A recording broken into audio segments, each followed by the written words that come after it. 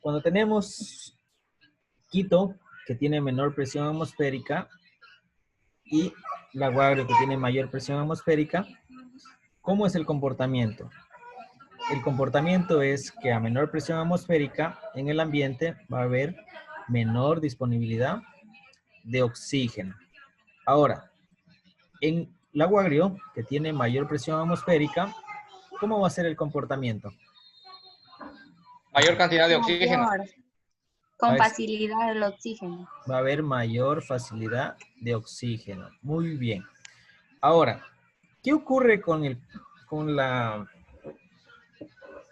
respuesta del cuerpo humano de una persona costeña que se dirija a Quito y que realice ejercicios físicos o atléticos? ¿Qué ocurre con esa persona? Se cansa más rápido por la falta de oxígeno. Se ahoga rápido, ¿verdad? ¿Por qué? Coge la altura. Muy bien, le coge la altura. ¿Por qué se deberá esos cambios en la respuesta del cuerpo que está adaptado a una zona costera o amazónica? Porque no está acostumbrado a no tener al oxígeno que hay allá, como dice Estela. Por la falta de oxígeno que hay en la sierra. Por la poca disponibilidad de oxígeno Hay debido menos oxígeno. a la poca presión atmosférica. Muy bien. Ahora, esa persona que está acostumbrado, ahora, si está en su hábitat natural del aguario o de la costa, ¿cómo va a ser la respuesta de ese cuerpo humano? Va a tener más resistencia. Va a tener mayor resistencia y va a trabajar de mejor manera. Por eso, algunos equipos, si han escuchado, por ejemplo, a los que les gusta el fútbol, algunos equipos, por ejemplo, la selección argentina, cuando van a jugar a Quito o cuando van a jugar a La Paz, que está a 3.600 metros sobre el nivel del mar, realizan una preparación física específica para que el cuerpo no sufra tantos estragos a esta circunstancia natural, que es la poca disponibilidad de oxígeno. ¿Sí? ¿Alguna pregunta hasta ahí? ¿Sí le entendimos cómo es la presión atmosférica? ¿Cómo funciona la presión atmosférica? Sí. Sí, está entendido. Muy bien. Ahora, ustedes se preguntarán, la presión atmosférica, ¿cómo va a influir en la evaporación? Ahora regresemos acá a donde estábamos, que es la evaporación. Habíamos mencionado que la evaporación es el cambio de estado líquido a gaseoso, ¿verdad? Y Sí. nosotros habíamos mencionado que en esta zona, en este punto A1, hay menor presión atmosférica y en este punto A2 hay mayor presión atmosférica, ¿verdad? Entonces, todo ese vapor que está en este punto 1, comienza a subir, a producirse un ascenso, comienza a ascender. En este punto de ascenso, donde se origina, ¿cómo está la presión atmosférica? ¿En qué cantidad se encuentra? Alta. Alta, ¿verdad? Se encuentra una presión atmosférica alta. A medida que sube, ¿qué va encontrando? ¿En qué Va a ir escenarios? disminuyendo. Va disminuyendo, ¿verdad? Cuando se encuentra en este, voy a colocarle la palabrita aquí en el medio. Voy a colocarle un diferencial de presión. Se encuentra con un diferencial de presión este vapor de agua. ¿Por qué? En esta zona hay alta presión atmosférica, pero a medida que sube hacia la atmósfera, ¿se encuentra con qué?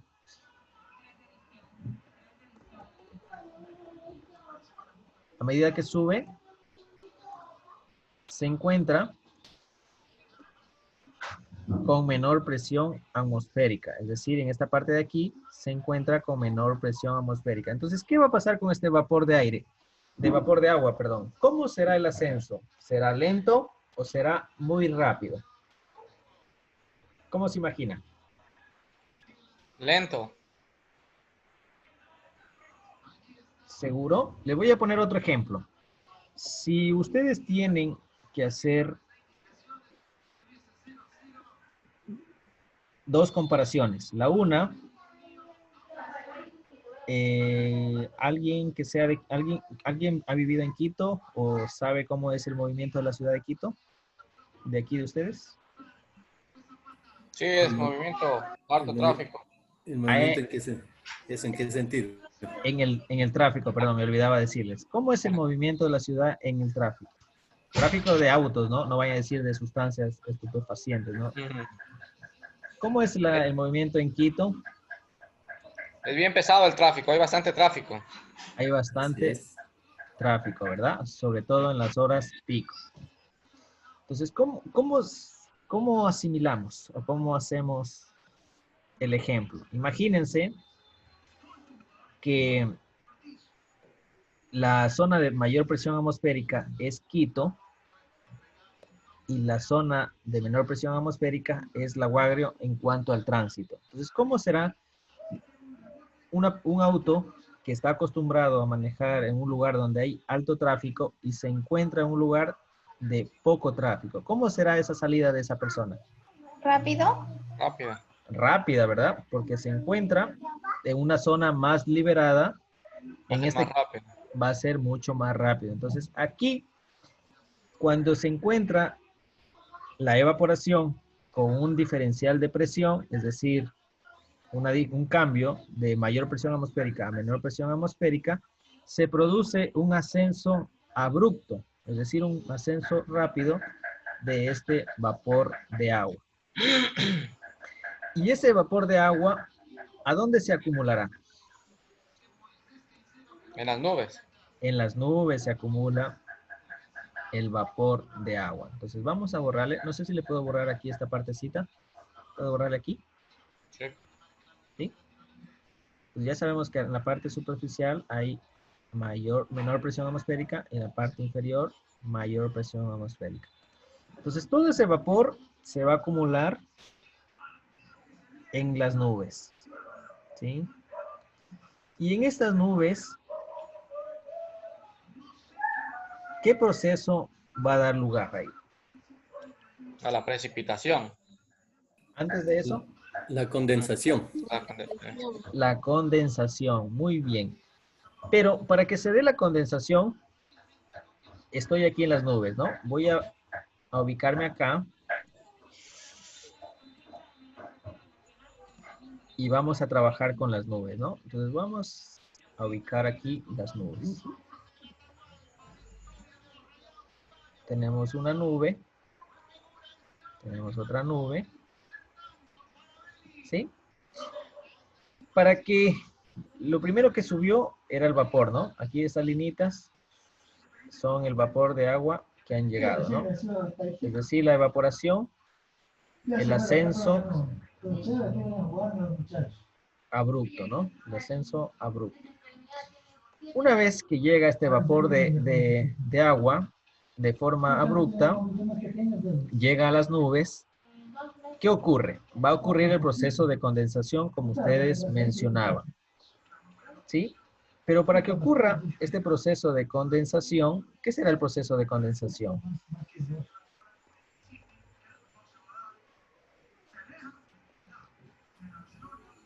Donde el vapor se convierte en líquido. Muy bien, donde el vapor de agua hace el proceso a la inversa de convertirse en estado gaseoso, convertirse a estado líquido. Pero para que eso ocurra, para que se dé este proceso de condensación, voy a colocarle acá, se necesita algunos componentes o se dan algunos subprocesos dentro de esa transformación. Entonces aquí le voy a poner condensación. ¿Sí? Y lo primero o lo segundo que se da después del ascenso, se da un enfriamiento. Voy a colocarle aquí. Se da un enfriamiento adiabático. Y ese enfriamiento adiabático es que todo ese vapor que tiene una temperatura alta, porque va con calor térmico ese vapor de agua, tiene que enfriarse. Al momento que sube, al momento que sube y se acumula en la atmósfera, se encuentra con una zona con diferente temperatura o variación de temperatura y se produce el proceso natural de enfriamiento adiabático, que consiste en que ese vapor de agua se enfría. Una vez que se da el proceso de enfriamiento adiabático, da lugar a que se dé la formación de las gotas de agua. ¿Sí? Luego del enfriamiento adiabático, se da el proceso de formación de las gotas de agua. ¿Sí? Pero para que se formen estas gotas de agua, que es el proceso ya de condensación, se necesitan de núcleos higroscópicos. ¿Sí? Se necesitan de núcleos higroscópicos. Y esos núcleos higroscópicos son aquellas partículas que no las podemos ver a simple vista y que son de forma microscópicas. Y esa formación o esos núcleos higroscópicos, voy a colocarle aquí,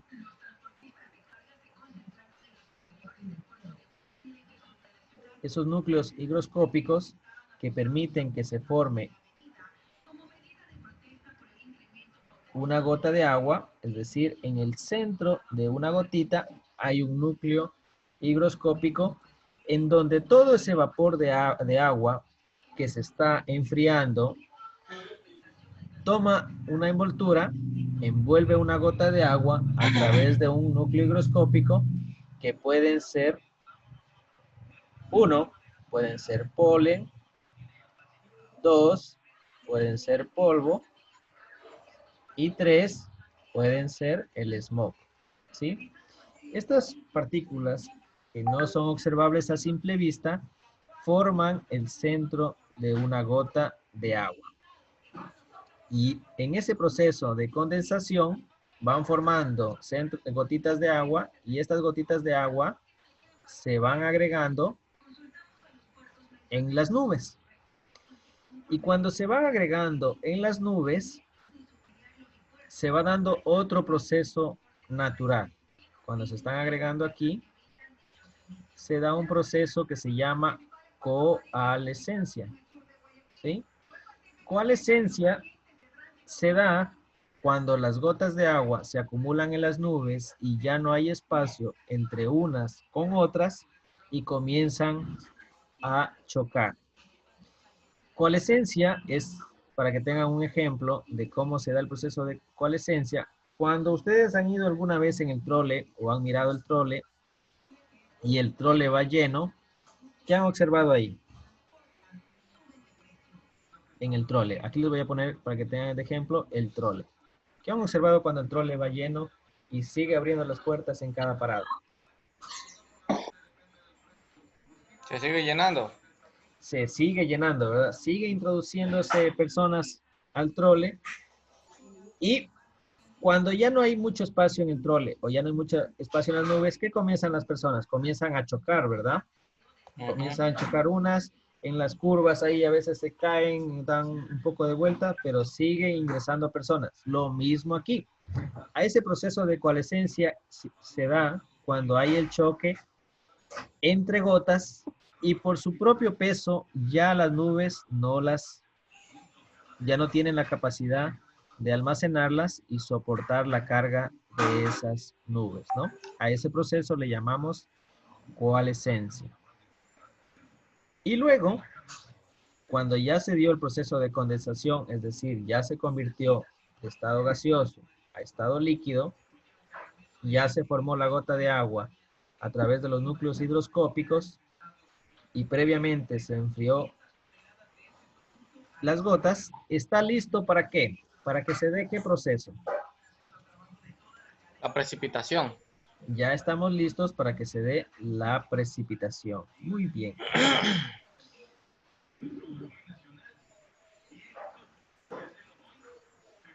ya está listo para que se dé el proceso de la precipitación. ¿Y la precipitación qué será? Una vez que ya se formó La caída de las gotas, la lluvia. las caídas de las gotas de lluvia. Muy bien, es la caída vertical El agua. del agua en forma de lluvia, ¿verdad? Pero para que se dé, ¿cómo sabemos o cómo sabríamos cuándo va a haber lluvia, cuándo se da esa caída vertical? A pesar de que ya sabemos que cuando ya no hay espacio va a ocurrir lluvia. Pero ¿cómo sabríamos o cómo identificar cuándo va a haber lluvia? ¿Cómo sabemos? Cuando hay nubes, exceso de nubes negras. Cuando hay exceso de nubes negras, muy bien. Por ahí estamos muy bien. Entonces, hay tres formas de saber cuándo va a haber lluvia. Tres formas. Para que se dé la precipitación. ¿Sí? La número 1 está relacionado con la humedad relativa. ¿Sí? Y la humedad relativa es la cantidad de agua presente o de vapor de agua presente en las nubes con relación a la cantidad máxima que pueden almacenar esas nubes. ¿Sí? Puede ser un concepto un poco complejo de analizarlo, pero lo vamos a relacionar con un ejemplo práctico. Si La ustedes humedad relativa no está en el ambiente también, Inge. Disculpe que le interrumpa. Sí, está en el ambiente. Por ejemplo, si ustedes sacan su teléfono, ¿qué cantidad de batería tiene en este momento su teléfono? 45. 45, ¿verdad? ¿Alguien más? ¿Cuánto tiene de batería? 47. 50. 47, 50. Muy bien. 43. Cuando nosotros hablamos, y vamos a tomar el ejemplo del teléfono, la humedad relativa, si nosotros quitamos la palabra relativa, si hablamos de carga de energía relativa, hablamos que su teléfono tiene 45%. ¿Y cuánto es lo máximo que puede almacenar de carga su teléfono? 100%. 100%. 100%, muy bien. Ahora, si nosotros analizamos ese concepto acá en hidrología, la humedad relativa nos dice que es la cantidad de vapor de aire presente en ese momento en relación a la capacidad total de almacenar. Y si nosotros vamos a un ejemplo, vamos a buscar en este momento, y ustedes pueden investigar también, humedad relativa en Nueva Loja. Miren, ¿qué observamos? Que a las 18 horas, bueno, esto ha sido del 1 de diciembre, pero tomemos como ejemplo nomás, como no es como que va a suceder en este momento, pero es del 1 de diciembre, dice que a las 18 horas del 1 de diciembre, ¿qué porcentaje de humedad relativa ha estado? El 85% a las 16 horas. 85%. Significa que del 100% de la capacidad máxima que tienen las nubes de Nueva Loja en ese momento y en esa fecha, el 85% estuvieron llenas de vapor de agua. Ahora, si nosotros hablamos que se necesitan formas para que se dé la precipitación, ¿qué se necesitará? Ya sabemos que la humedad relativa, pero ¿en qué forma o en qué cantidad debe estar la humedad relativa? ¿Podría repetir la pregunta? Dije, no la escuché. Sí, claro. Ah, no tiene que dar el 100, Inge. Muy bien. ¿Quién fue el que respondió? Ortiz. Muy bien, Ortiz. La pregunta era que para que se dé la lluvia, la primera forma, para que se dé la lluvia, cuando hablamos de humedad relativa, es que la humedad relativa esté cercana o que sea del 100%. ¿Qué nos indica una humedad relativa del 100%? Nos indica que las nubes de ese lugar están llenas al 100% y ya no hay espacio. Ahí nos trasladamos al ejemplo del trole, donde ya no hay más espacio para que ingrese la gente. Y como ya no hay espacio, ¿qué va a pasar con las gotas de agua en estas nubes? van a sufrir coalescencia, van a chocar unas con otras y por su propio peso van a caer. Esa es la primera forma que puede ocurrir la precipitación, ¿sí? Que la humedad relativa esté al 100%. La segunda es o se da cuando hay una variación en la temperatura, ¿sí? La segunda, cuando hay variaciones en la temperatura.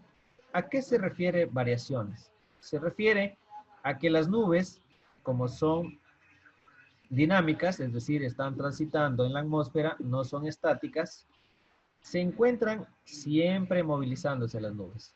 Se encuentran siempre movilizando y cuando sufren cambios o se encuentran cuando se están trasladando de un lugar a otro, a pesar de que no tienen humedad relativa del 100%, pero están transitando y se encuentran con variaciones en la temperatura, esas variaciones en la temperatura hacen que se desestabilice las cargas de vapor de agua y hacen que se produzca la lluvia. Esas variaciones o ese diferencial de temperatura produce lo que es las variaciones de temperatura y sobre todo las lluvias fuertes en corto tiempo que se denominan chubascos.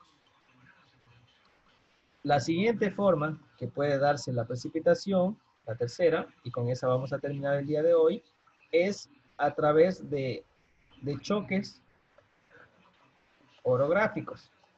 ¿Qué significa choques orográficos?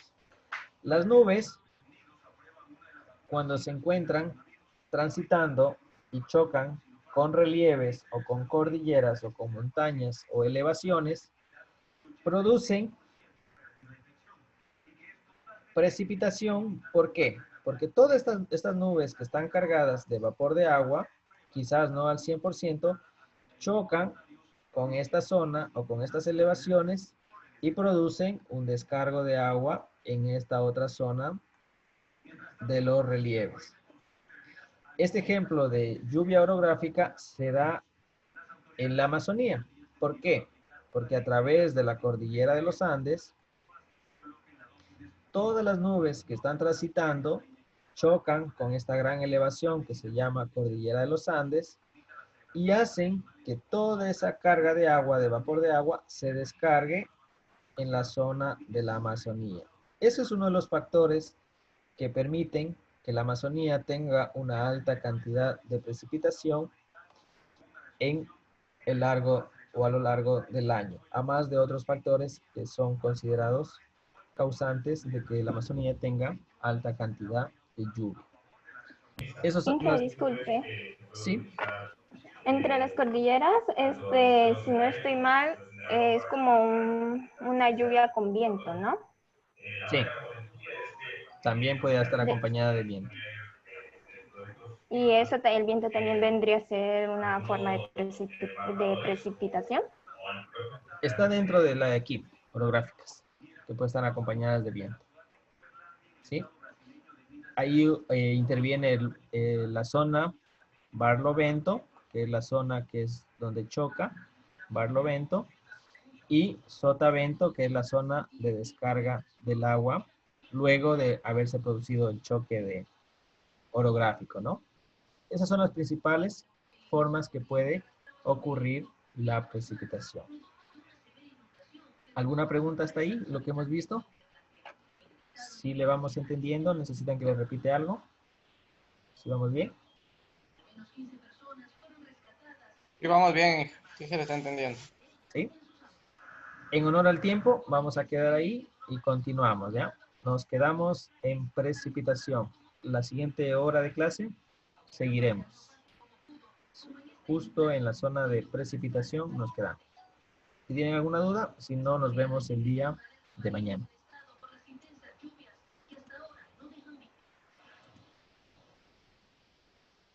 Listo, Inge, muchas gracias. Listo, nos vemos el día de mañana. Bien, ¿no?